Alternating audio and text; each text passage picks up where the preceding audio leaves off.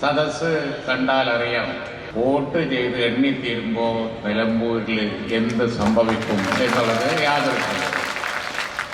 ആർക്കാണ് സംശയം?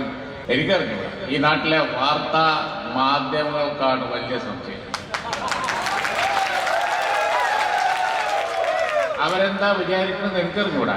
ഇവിടെ എല്ലാവരും പറയുന്നു നിലമ്പൂരിലൊരു ഉപതെരഞ്ഞെടുപ്പ് ഉണ്ടായത് നാട്ടിലെ കൊള്ളരുതാത്ത ഭരണം ഒന്ന് അവസാനിപ്പിക്കാനാണ് എന്ന്. എങ്കിൽ ഇവിടെ മത്സരിക്കുന്ന ഒരുപാട് സ്ഥാനാർത്ഥികളുണ്ട്. അവർക്കാർക്കെങ്കിലും വോട്ട് ചെയ്തിട്ട് വല്ല കാര്യമുണ്ടോ? വോട്ട് UDF ചെയ്തിട്ട് മാത്രമേ കാര്യമുള്ളൂ. കേരളത്തിലെ ഒരു സംശയം വേണ്ട, ഒരു ഭരണമാറ്റം ഉണ്ടാവണം. അത് ഇവിടെ മത്സരിക്കുന്ന BJPക്ക് കഴിയോ അല്ലെങ്കിൽ സ്വതന്ത്രന്മാർക്ക് കഴിയോ ആർക്കെങ്കിലും കഴിയോ? ആർക്കും കഴിയില്ല. അത് UDF മാത്രമേ സാധിക്കുള്ളൂ. ആർക്കായത് അറിഞ്ഞൂടാത്തത്?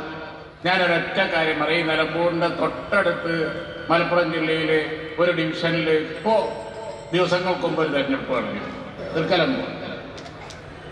അവിടെ പൊതുവെ കരുതപ്പെടുന്നത് CPMന്റെ ഇടതുപക്ഷത്തിന്റെ ഒരു കോട്ട എന്ന 1000 വോട്ടിന് കഷ്ടിച്ചാണ് അന്ന് ശ്രീ ഉണ്ണികൃഷ്ണൻ രക്ഷപ്പെട്ടത്.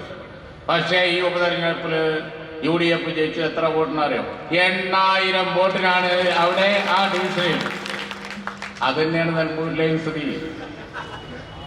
അതുകൊണ്ട് എനിക്ക് നമ്മുടെ വാർത്താ മാധ്യമങ്ങളോടൊക്കെ പറയാനുള്ളത്, നിങ്ങളൊന്ന് നേരെ നോക്കണം. ഇവിടെ ഇടതുപക്ഷവും അതുപോലെ തന്നെ UDFും തമ്മിലാണ് മത്സരം.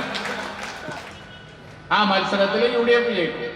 ഞാൻ കൂടുതൽ പറയുന്നില്ല, ഉറപ്പാണ്, യാതൊരു സംശയവും വേണ്ട. എഴുതി വെച്ചോളി. ഇന്ത്യൻ യൂണിയൻ മുസ്ലിം ലീഗിനെ പ്രതികരിച്ച് ഞാൻ പറയുന്നു, നിലമ്പൂരിൽ വമ്പൻ ഭൂരിപക്ഷത്തിന് ആര്യാടൻ ഷൗക്കത്ത് ആര്യാടന്റെ പാരമ്പര്യം ഏറ്റെടുത്ത് നിലമ്പൂരിൽ മതേതരത്വ രാഷ്ട്രീയം ഉയർത്തിപ്പിടിക്കാൻ വേണ്ടി ഈ മണ്ഡലത്തെ റെപ്രസെന്റ് ചെയ്തും യാതൊരു സംശയമില്ല. ജയ് ഹിന്ദ്.